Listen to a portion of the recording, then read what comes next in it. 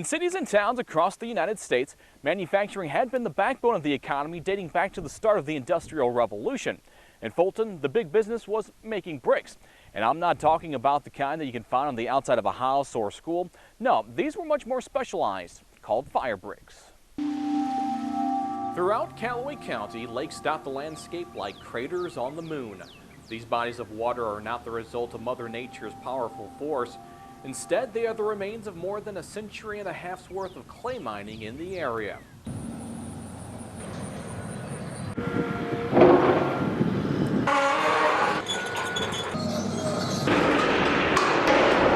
Not much else, though, remains from Fulton's heyday as a major fire brick making town.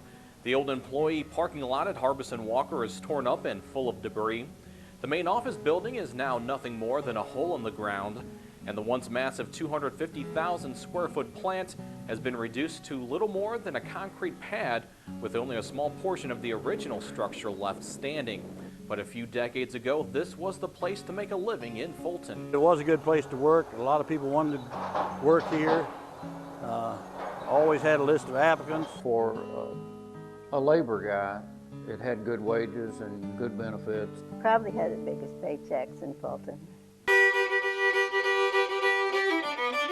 Commercial clay mining in the county dates back to 1827, when Thomas Caldwell established a pottery about 10 miles south of Fulton.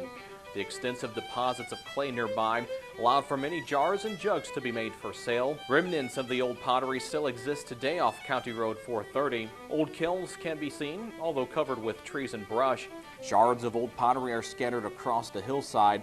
Even the founder's gravestone can be found near the pottery site. The Caldwells had been in the pottery business in Kentucky, where they moved from.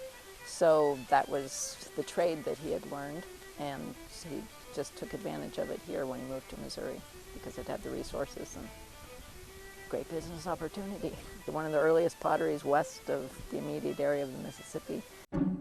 About 50 years later, a large deposit of fire clay was discovered near New Bloomfield. In Campbell's Gazetter of Missouri, published in 1875, it mentioned this about the deposit. If properly worked, might be made to furnish fire brick for the entire West. Because of this find, Fulton's Howard Pottery Company switched its focus and renamed itself the Howard Fire Clay Manufacturing Company. The newly discovered deposits would become valuable for blast furnaces in the burgeoning iron and steel industry. It's so mineralogically pure, kaolinite, that it withstands great temperatures, upwards of 2,700 degrees without melting. Any other rock that you would put into that condition would melt and turn into a liquid. It's a geologic formation, Pennsylvanian in age, which means it's about 300 million years old, and it's a rock. It's not the clay that you find in your backyard that you don't like to till up and it won't grow grass. The fire brick business quickly took off, and in 1885, the Dixon Howard Fire Clay Manufacturing Company built a plant north of Westminster College along the street with the same name. It was located next to the city's railroad line. The Chicago-Alton Railroad came through here in 1873, and that location is just down the tracks from the depot. And you would need shipping facilities if you did a number of the pottery pieces that they did and the bricks. By the end of the 19th century, now in the hands of the Fulton Fire Brick Company, the plant had 6 round and 1 square downdraft kilns, along with a cupola calcining furnace. At this time, the company produced $60,000 worth of product a year, or more than $1.5 million in today's money. Employees were paid $1.75 for every 1,000 bricks that were molded, and 3,000 were expected to be made each shift. Checking the Missouri Blue Book, we were looking at salaries back then for Fulton State Hospital. It was called the insane asylum for many years, and the School for the Deaf. They were making around $20, $25, depending on your job, and that's a monthly salary, which would figure out about $5 a week. So they're making in a week what some of those men could have made in a day if they were physically able to make that many bricks. Just before the stock market crash of 1929, a Pittsburgh-based refractory named Harbison Walker purchased the Fulton Fire Brick Company, which gave the Fulton plant access to more capital for growth. The fire bricks made here were mostly used by the steel and aluminum industries.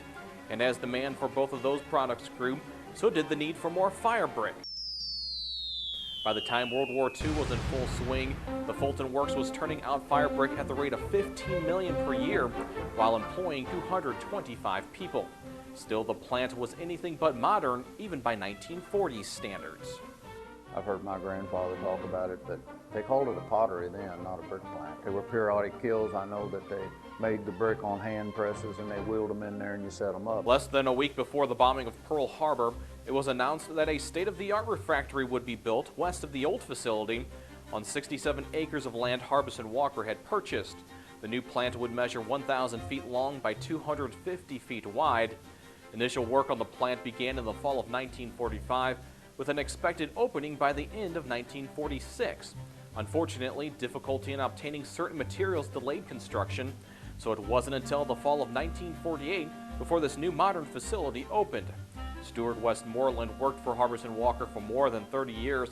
He started at the plant just weeks before it went into operation and saw its quick expansion. It was an interesting place to work because they were continually expanding the operation. We started out with 1 tunnel kiln. We ended up with 4 tunnel kilns, and then we finally put in a big rotary kiln. About the same time the new plant opened, underground clay mining came to an end around Fulton. Harbison Walker's main mine, located in an area bounded today by Business 54, Cote Sandesson Road, and Chestnut Street, had been in operation since before 1892. Visitors to the Lions Club grounds on Churchill Drive can still see the old powder house and the old cap house.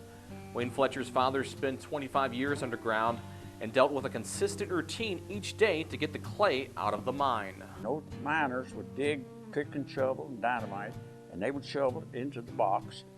The mule would pull it to the elevator, and they'd take it up, and they would dump it in a hopper.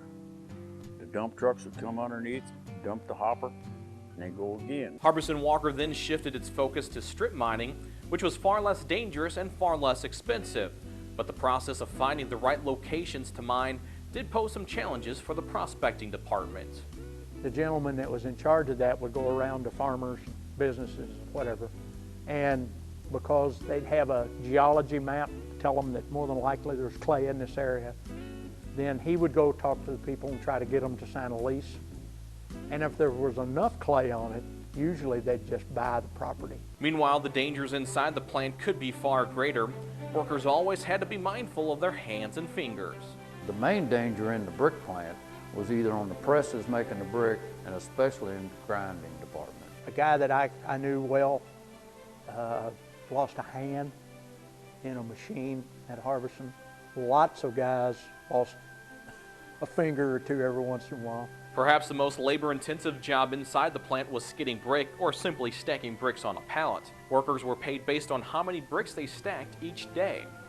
You have to have muscles and brains and everything to do what they did, because they had the stacking of brick on pallets had to be done in a certain pattern to make them stay together. It was a highest-paid job in brick plant, and not a lot of people could do it. Many a person would bid on it, and that's, with no more seniority than I had, that's how I got up there, because a lot of people tried and they wasn't successful at it. It just, it's extremely hard on your back.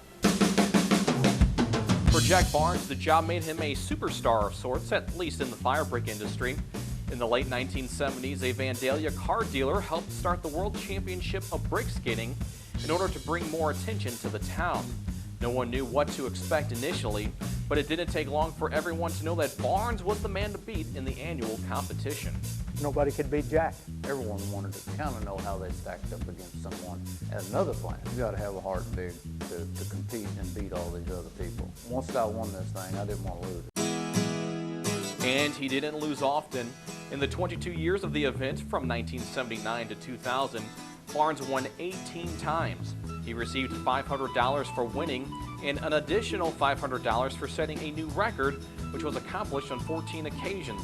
With such a payday on the line for less than 4 minutes of work, it's not surprising Barnes practiced for the competition like an Olympic athlete. Harbison Walker gave me a powdered brick, and I'd go through it maybe once a day. And the last week or so, I was up to 6 times a day going through it. This is besides skidding brick at the plant. But Barnes's accolades for skidding brick could not save the fire brick industry in Fulton. In March of 1983, Harbison Walker closed the Fulton plant, laying off hundreds of workers. The shutdown was a surprise to many and in some cases brought sheer devastation to families. When it got close to shutting down and we knew it was going to shut down, it was rough, you know. I don't even know what happened to some of those people. I lost almost everything I had. I lost a place, you know, but we got through it. You'd be talking to men that had been there 35 years at that time, and I'd been there 16, and these guys would say, you know, you got it made now. You're up to the point that if we have a layoff, it'll never get to you. And then, you know, then the dynamics of the business changed completely. There is no one reason behind the downfall of the Fulton Works, but the simple laws of supply and demand played a major factor. Imported steel was the downfall of it. The Japanese were making steel, bringing it into the country at cheaper prices than we could make it, even though they had to pay to get it over here. And we had too many brick plants. They were just flooding the market with brick, and you know, if you get too much supply, of course, your price falls. We started mining and selling clay to companies in Japan, and they would turn around and make brick and sell it to their steel mill and end up forcing the U.S. steel business down, which affected us. So we kind of shot ourselves in the foot.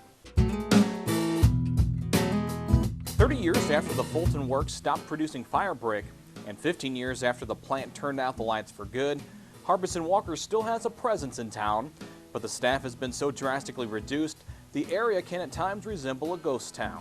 We have 3 hourly employees right now, and with the plant, the specialties operation, rotary kiln operation, and we have 3 salaried, 4 including myself, salaried staff here in the office. We run the mines for the company for our internally produced raw materials out of this office. We also run a rotary kiln, a grinding and sizing plant, and a shipping department here. Harbison Walker's plant and its days of supporting hundreds of Fulton and Callaway County residents are now distant memories, but for employees that pass through these gates every day, those memories shall never fade away. I have dreams about that place, you know, I really do. I mean, so I hate to see it go down. It was such a well-built plant. I mean, it was streamlined. Whoever engineered it really knew what they was doing. It's heartbreaking. It's been a long time since we've been there, but still, you know, it was the lifeblood of the county for so long. I enjoyed going to work every day. I was so involved in all the things that were going on out there.